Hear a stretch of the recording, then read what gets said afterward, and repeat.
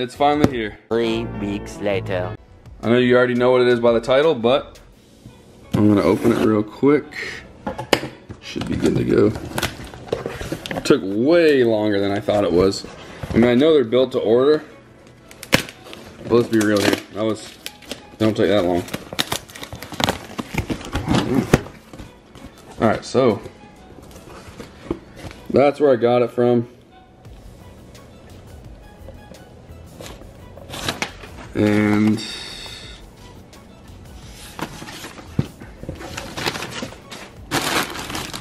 alright, so that's on a dead giveaway.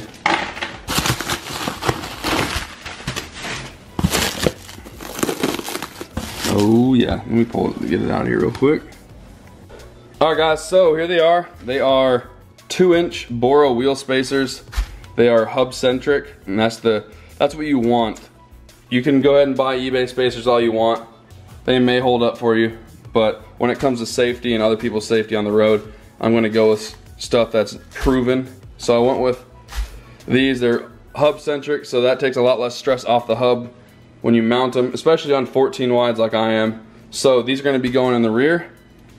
A lot of you guys know Chevys, when you lift them, a lot of the lift kits push those front wheels out a little further than the back, so a lot of people get the rear spacers to kind of even that out. But yeah, so very easy to install. I will show you guys here in a second, but I will show you kind of why I went with this size, and that's because you can see it's not quite flush, a little bit lower. So what that means is I don't have to cut these lugs down. If I would have went with an 1 3/4, I would have had to cut them down, or 1.5 inches, I would have had to cut them down. So that's what's cool about going with 2-inch spacers. But yeah, I'm gonna jump right into the install, and this should be pretty easy. So here we go. All right, boys, so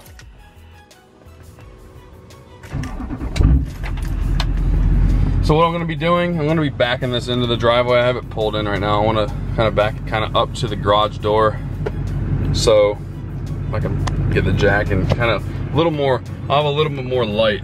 Right now I'm kind of limited on light.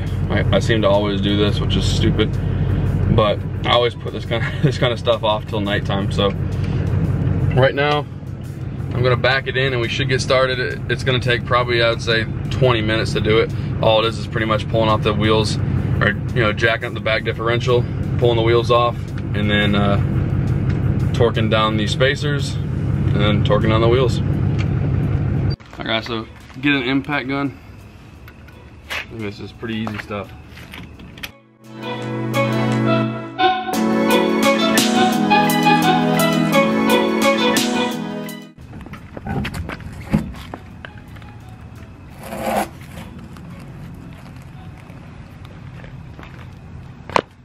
All right, so what we want to do next, just kind of get a lot of the surface rust off. If there's any high spots in it, just knock it down.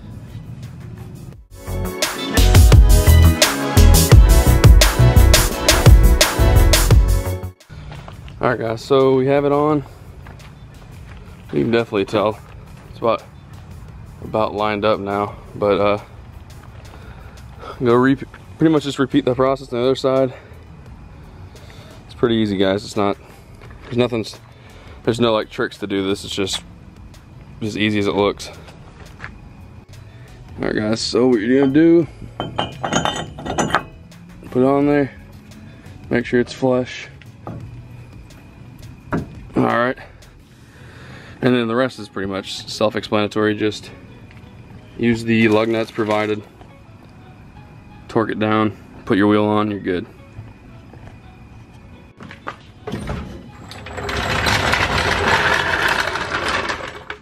All right, boys, we are back from a quick test drive to make sure everything felt right, make sure it didn't feel off balance or any bumpiness to the ride.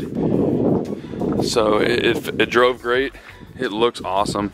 I'm gonna show you guys a little more in the morning, I think, because it's like, it's probably not hard to tell in this. We'll see. All right, guys, so you can definitely see the difference. It's pretty significant. If you can see, oh yeah. Changes the whole look of the truck. I don't know if you can really tell on camera, but definitely a meaner stance with the rear wheels sticking out as far as the front. And the problem with these Chevy IFS is when you lift them, they put these spacers, like the lift pushes the front wheels out further. So that's why when you see trucks with the front sticking out way further than the back, you know, these lift kits push out the front wheels. And you can tell that's pretty much the distance they push them out, that spacer. I believe that spacer is just under 2 inches, something around there. I went with 2 inches just to be safe, and so I didn't have to cut down the studs, like I was saying. But you may not have to cut down the studs anyways if you have, you know, newer wheels. A lot of the newer wheels make it to where you don't have to cut them down. There's little like pockets on the back side of the wheels, so you guys should be good. But I went with 2 inches. It's perfect. It looks awesome.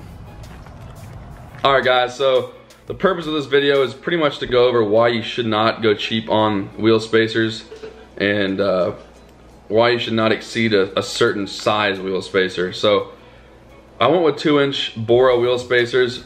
And the reason I went with Bora is, you know, made in the US, they're built to order. They're made of good material, 6061 T6 billet aluminum, which is strong, and hub centric, and their company backs it 100%, so lifetime warranty. And so that's the main reason I went with them versus others. I did a lot of researches and looked at a lot of reviews, and they always had great reviews. So that was the main reason I went with them. As far as safety goes, I went with hub centric because if you guys don't know what that means, is it's got like a lip. I showed you guys earlier in the video. It's got a lip, it hugs the hub, so it eliminates any play that could happen.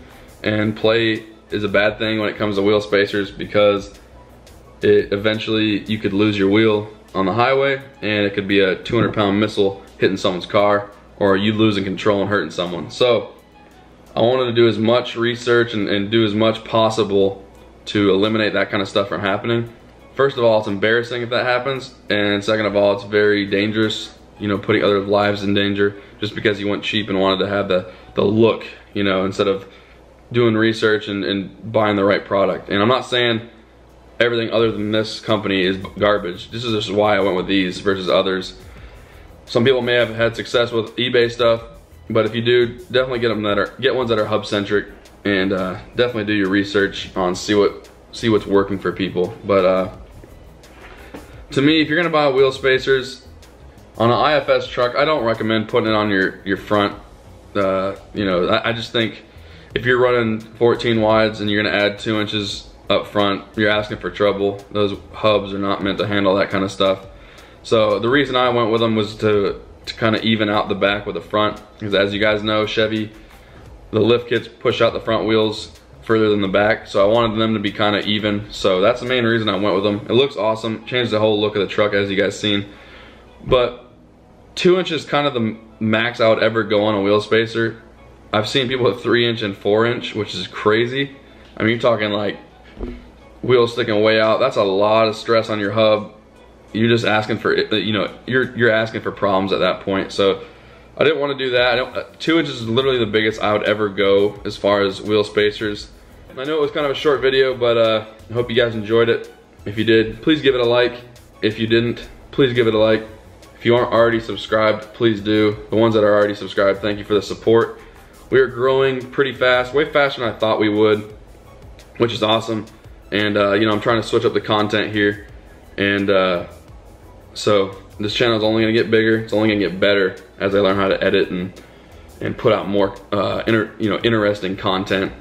So thank you guys for the support, and thanks for watching.